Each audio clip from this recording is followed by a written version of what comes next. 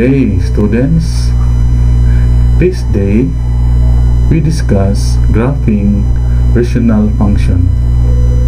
Okay, after the discussion, the students are able to sketch the graph of rational function. Okay, we have example number 1. Graph the function f of x equals x minus 2 over x plus 2. Okay, first we solve vertical asymptote or undefined of the function. We use the denominator of the function, and that is x plus 2 equals 0 and x equals 0 minus 2 and x equals negative 2. So x equals negative 2 is the undefined of the function or the vertical asymptote. Okay, next we solve horizontal asymptote. Since the given function is f of x equals x minus 2 over x plus 2, then by inspection n equals m, then our f of x equals 1 over 1 and that is equals 1. Okay, then x and the y intersect. Okay, so the x and the y and the x intercept is also the 0 of the function. So that is why we use the numerator, the x minus 2, then equate by 0 and transpose, that is x equals 0 plus 2, then x equals 2, then 2 is the x-intercept or the 0 of the function. Okay, to solve the y-intercept, we let x equal 0, then substitute the x equals 0 to the function, and that is 0 minus 2 over 0 plus 2 and equals negative 2 over positive 2, and that is equal to negative 1. So negative 1 is the y-intercept. Okay, so let us locate the zeros and the asymptotes in the graph. Okay, so this number is x equals negative 2 is the undefined of the function. Okay, then this line crosses, or this broken line crosses x equals negative 2 is the vertical asymptote, and this broken line crosses y equals 1, and this is the horizontal asymptote, and this is y equals negative 1, the y-intercept of the function, and x equals 2 is the x-intercept of the function or the 0 of the function. Okay, so we construct a table of values to locate some points of the graph. Okay, this is our table of values. Okay, we construct table of values for x approaching negative 2 from left. From left because negative 2 has an exponent of negative. So look at the table of values.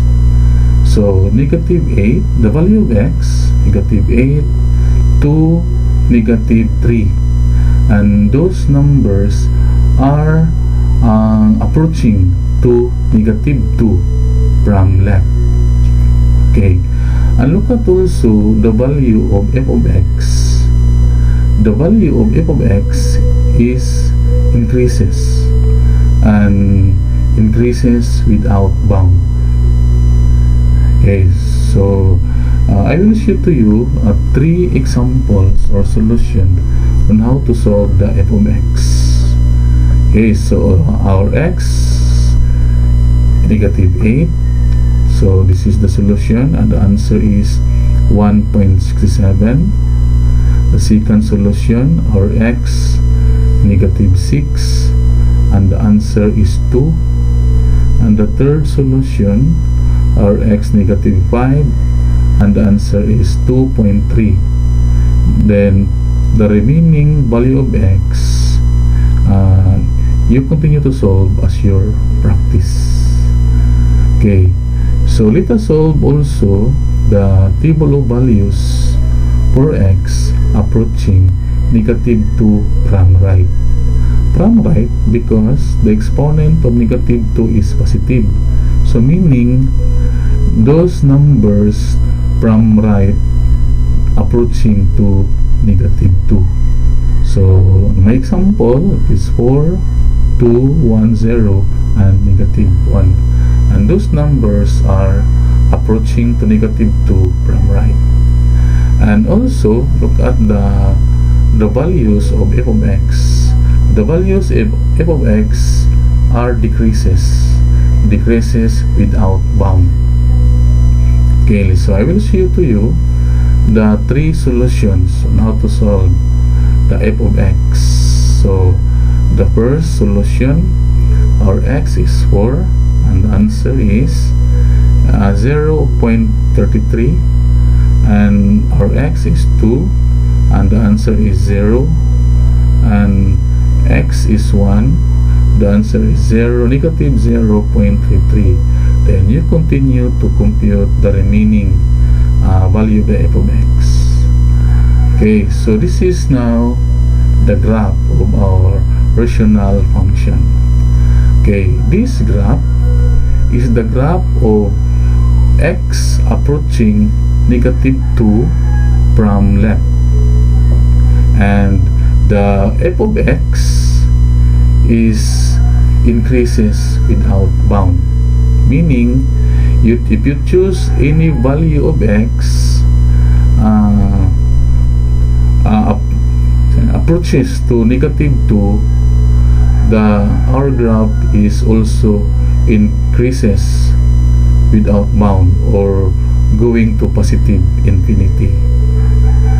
Okay, so this graph also is the graph of x approaching negative 2 from right. Negative 2 from right. Okay, then our f of x decreases